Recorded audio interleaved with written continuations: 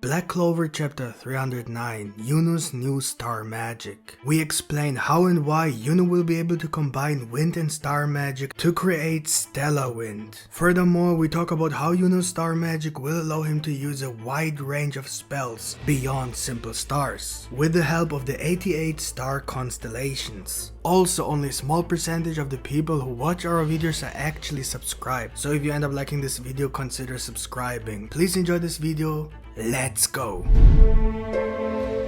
The new Black Clover Chapter 309 begins with Yuno's grimoire receiving a bunch of new spells. And before you think that Yuno doesn't deserve to get all these new spells right after receiving his new grimoire, then you have to keep in mind that a grimoire and thus its development is connected to the user's soul. Since Yuno's human soul is as experienced as his elven soul, his new Spade Kingdom grimoire is on the same level in terms of progress. So it's perfectly normal for Yuno's new grimoire to have received all those powerful spells right away. Of course, this doesn't mean that his star magic is already as experienced as his wind magic. There's certainly still a lot to learn, which he can only achieve as he gets used to his new star magic. We will explain the possibilities of star magic a little later in this video. And then we finally learn more about the magic of Yuno's family. The royal Green Beryl family of the Spade Kingdom has passed down a special kind of magic through generations by combining related magical attributes. Yuno's father Lois as the sun and Yuno's mother Seal as the moon allowed Yuno as heir to this bloodline to use star magic. Here it is not clear whether the sun and moon are magical attributes or whether the father simply represents the sun and the mother the moon. So it could be that the star magic is not actually the magic of the Green Beryl family. The fan translation does not mention the star magic specifically as the family magic, but speaks of related magic attributes that are simply combined with each other. Like for example sun magic and moon magic. Combining the two could result in something related to the cosmos, such as Yuno's star magic.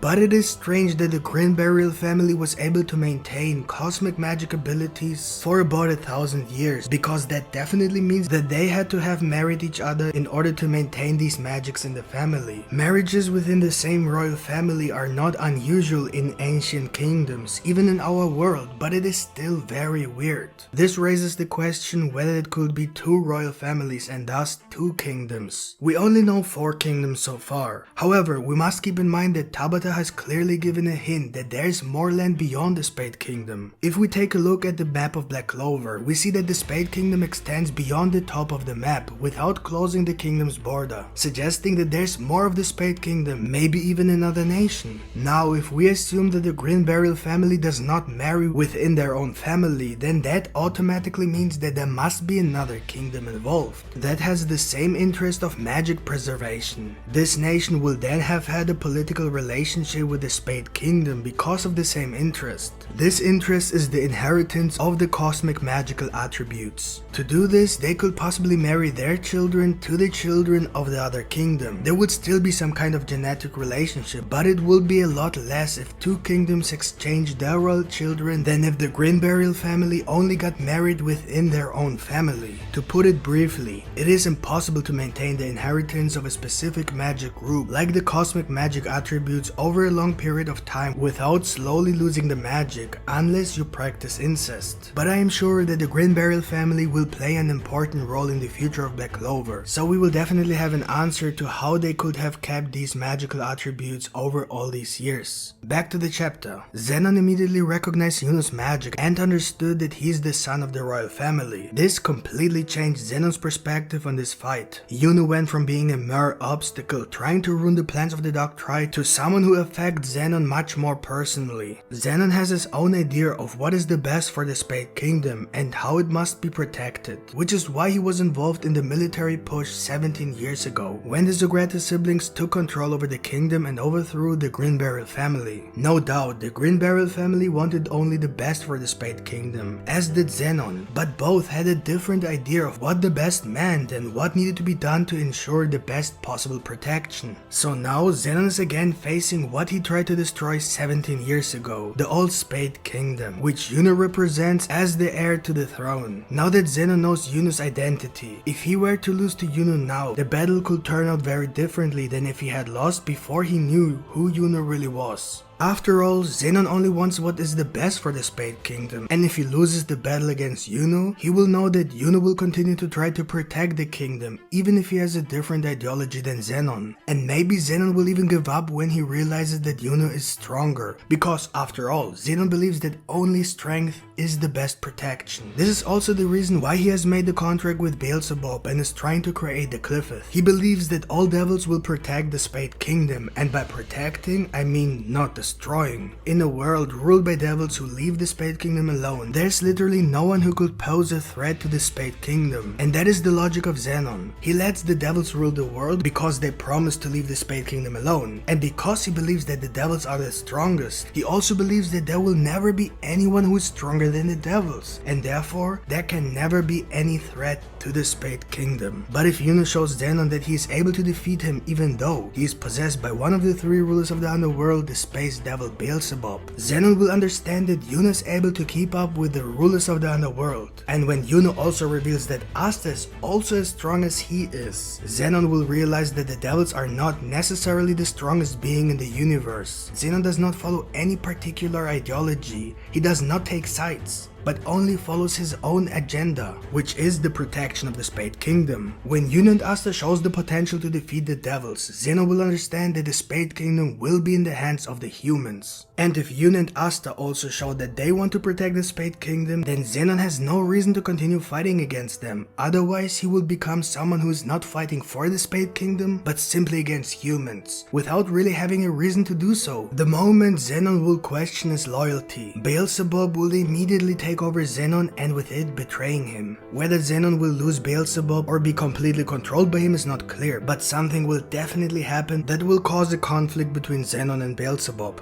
Back to the chapter, Yuno knows that his new magic won't be enough to defeat Zenon, so he asks Sylph to do the Spirit Dive. Here it is important to understand that Yuno can use both magic attributes at the same time, which means that both souls are one and the same, otherwise it would be like Patry and William, where two different souls shared the same body and thus one soul could only use one grimoire and thus only one magic. But in Yuno's case both souls are the same, and thus he can use both magic attributes at the same time. And this could allow Yuno to create something very unique and powerful. We know that two mages can use combination magic by combining two spells, and since Yuno can use two types of magic at the same time, he could do the same. But since Yuno himself is the one who can use two types of magic, he might even be able to go a step further than simple combination magic. Maybe he can merge his two magic attributes together to create an entirely new magic attribute, similar to how Yuno fuses with Sylph in the Spirit Dive, so he could possibly fuse his two magic attributes together. For that there must be some kind of combination which will result when stars are combined with wind, and the only thing I could find when searching for both terms is stellar wind. A stellar wind is a stream of gas and charged particles released from the upper atmosphere of a star, forming an aura of plasma. This wind reaches extremely high temperatures and speeds. With this kind of magic, Yuno could create all kinds of effects such as radiation or magnetic and electric fields. This would probably make him the most skilled magic user of all time in terms of the complexity of magic. The ability to create radiation, magnetic and electric fields will open a huge spectrum of possible spells for him. Zenon tries to capture Yuno with his space magic, but Yuno has simply teleported to one of his stars using the star magic conjunction. A conjunction is an alignment of two planets or other celestial objects so that they appear to be in the same or nearly the same place in the sky. Yuno applies the concept of conjunction to himself in order to teleport to one of his stars. With this, Yuno can basically teleport to wherever his stars are in literally no time. If he places multiple stars on the battlefield, he can literally dodge any attack without the opponent even being able to read Yuno's mana or ki to predict his movements, simply because teleportation has no movement, and because of the positioning of multiple stars, it is impossible to predict where Yuno will teleport next, especially if the stars are also moving at the same time. And then Yuno does something very interesting. He uses Scutum, which is one of the 88 recognized constellations, and I believe there are even more in different cultures. This constellation forms a shield, and that's exactly what Yuno was able to create, a shield that protected him from Zenon's attack. He did the same with the star magic spell Asta, which is another star constellation, allowing him to create a spear. With this revelation that Yuno is able to create star constellations, while each constellation having its own effect, it suddenly makes sense why Tabata chose something like star magic for Yuno, so the meaning of this magic attribute could be that Yuno is able to go beyond simple stars, allowing him an extremely wide range of spells that have nothing to do with the traditional meaning of a star. Yuno's star magic is not only astrological, like his conjunction spell, but could be primarily astronomical, allowing him to form constellations each with his own effect. And that could explain how the demon god could be frozen by the Green Barrel family. If someone with star magic was able to freeze this demon god, then that person could have used one of the 88 or even more star constellation with a freezing effect. We will definitely cover this topic in the next week's video about Yuno's star magic.